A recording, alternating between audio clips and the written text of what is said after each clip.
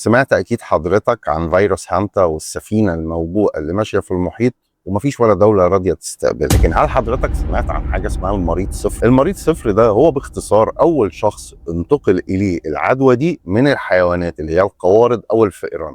زي أيام كورونا كده، أول شخص نقل إليه العدوى من الخفافيش، يعني من الحيوانات إلى البشر، ده بيسموه المريض صفر، لأن من بعده بيكون الانتقال في العدوى من البشر للبشر حاجة سهلة جدا. أنا جاي بقى أقول لحضرتك مين هو المريض صفر في فيروس هانتا الجديد.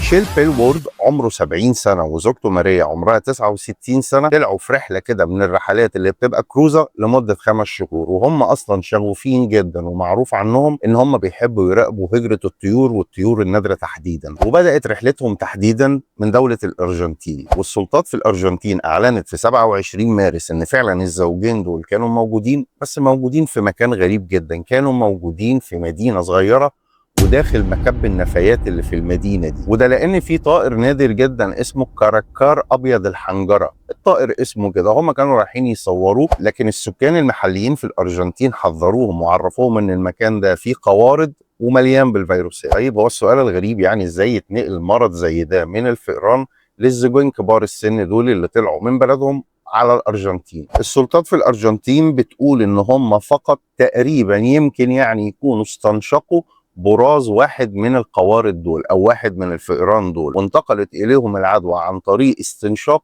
براز هذا الفأر، وانتقل اليهم فيروس هانتا فعلا، وده الفيروس الوحيد اللي معروف انه ينفع ينتقل من القوارض للبشر. وفي يوم 1 ابريل من نفس السنه يطلعوا هم الزوجين دول مع 112 شخص وعالم برضه بيحبوا يشوفوا الطيور المهاجره على سفينه MV هانديس. وفي 6 ابريل تحديدا يبدا ليو الراجل الكبير ده يشتكي من اعراض مرضيه زي الاسهال والحمى والقيء والصداع، ويتوفى بعدها على طول ب5 ايام. وبعدها تقريبا باقل من اسبوعين، وتحديدا يوم 24 ابريل زوجته تاخد الجثمان وتطلع بيه على جوهانسبرج علشان تستعد للانطلاق الى هولندا، الا ان حالتها تتدهور تماما وهي موجوده في مطار جوهانسبرج، وتموت هي كمان في المطار. ومنظمه الصحه العالميه قالت ان فعلا في 8 اشخاص تاكد اصابتهم بفيروس هاندا، 3 منهم ماتوا، الزوجين الهولنديين اللي قلت لحضرتك عليهم ومواطن تاني كمان الماني، لكن في تاكيد لاصابات كتيره جديده بفيروس هانتا. والمركز الاوروبي لمكافحه الامراض طلع في بيان رسمي واعلن ان جميع ركاب السفينه دي اصبحوا معرضين لاخطار كبيره، وتفرض السلطات دلوقتي اجراءات مشدده جدا لعوده جميع ركاب السفينه، ولكن مع وجود حجر صحي، والتوصيه كمان يا ريت ما يتنقلوش لبلادهم